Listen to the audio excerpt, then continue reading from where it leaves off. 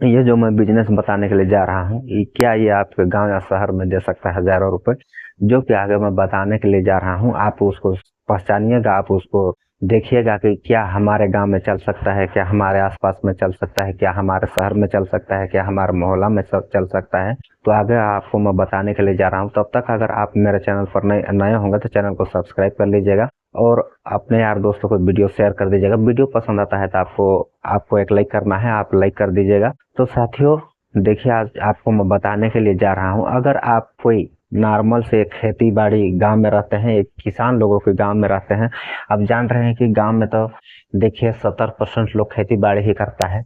गांव में 70% लोग क्या है, खेतीहार लोग है, खेती बाड़ी करता है। बाद बाकी 10% 20% इस प्रकार करके कोई नौकरी पेशा वाले हैं, या तो फिर कोई धंधा वाले हैं, बिजनेसमैन लोग हैं। छोटा मोटा कोई छोटा है या तो फिर कोई बड़ा है। तो इस प्रकार से गांव में खेती बाड़ी वाले तो बहुत ज्यादा हैं।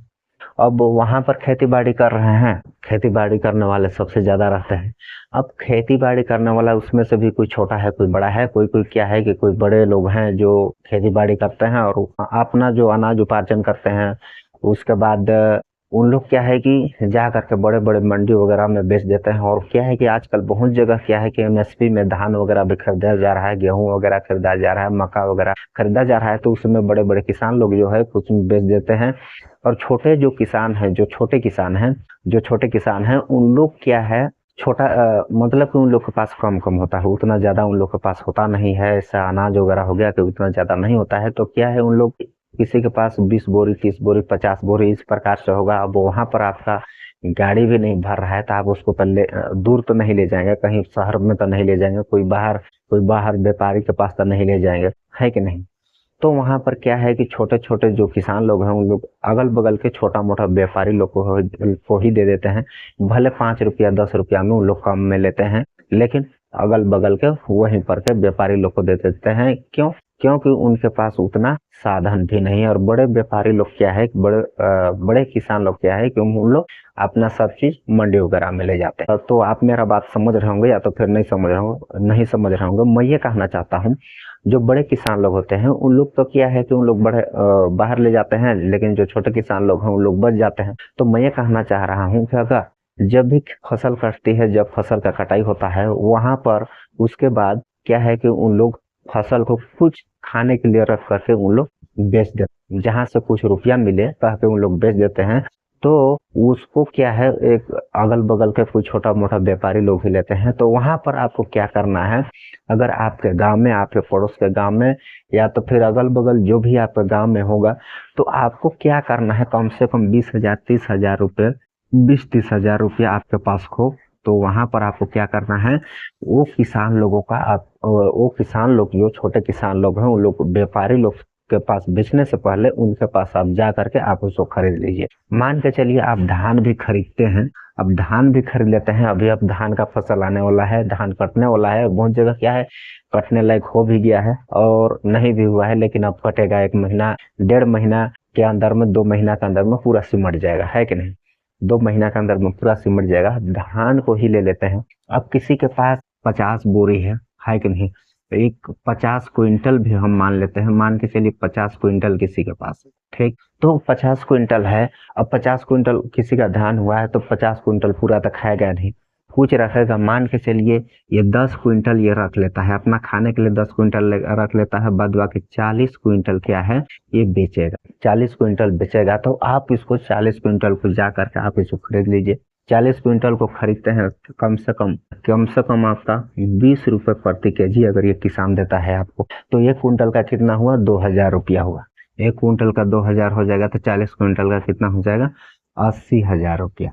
अब 80,000 रुपया में आप इसको खरीद लीजिए, ठीक है। 80,000 रुपया में खरीद करके आप इसको कोई कोई बड़ा व्यापारी के पास, अब इसके पास 40 क्विंटल खरीदे, कोई अगला के पास 40 क्विंटल खरीदे, कोई अगला के पास 10 क्विंटल खरीदे, कोई अगला के पास 5 क्विंटल खरीदे। इस प्रकार से आप अगर 100 क्विंटल भी अगर आप खरीदते हैं, यानी कि 10 टन, ठीक है।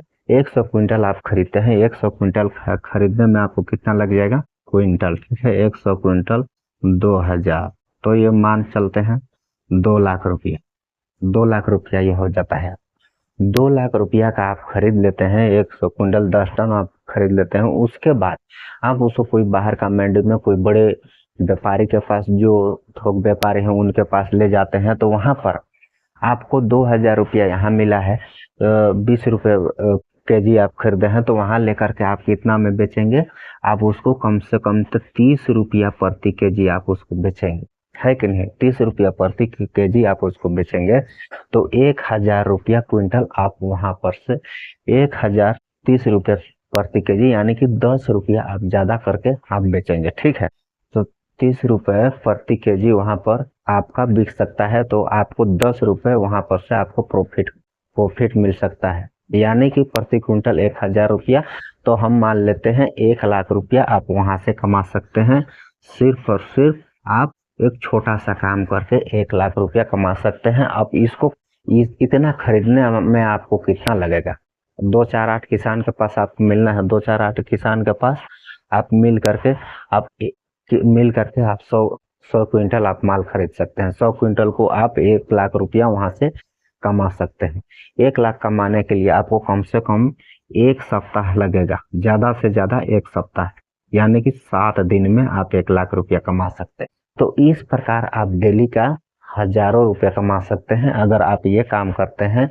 कुछ दिन में फसल कटने वाला है, ऐसा काम अगर आपके गांव में, आपके गांव, आपके मोहल्ला, आपके शहर में अगर चलने वाला है, तो आप ये सब काम करके आप चला सकते हैं। उदाहरण के लिए आपको धान दिया, धान के जगह में गेहूं वगैरह और भी बहुत सारे अनाज है, ये सब काम भी कर सकते हैं। अगर वहीं पर अब देखा जाए कोई कहीं पर सब्जी लगता है, बहुत बड़ा बड़ा प्लाट में करेला लग जाता है, खीरा लग जाता है, टमाटर लग जाता है, मिर्चा लग जाता है, इस प्रकार से, तो ये सब को भी आप इस प्रकार से कर सकते हैं और बहुत अच्छा इसमें से इनकम कर सकते हैं। तो आपको मेरा वीडियो कैसा लगा, मेरा राय कैसा लगा, आप कमेंट में बताइएगा। फिर मिलेंगे किसी नेक्स्ट वीडियो में, तब तक के लिए बाय, जय हिंद।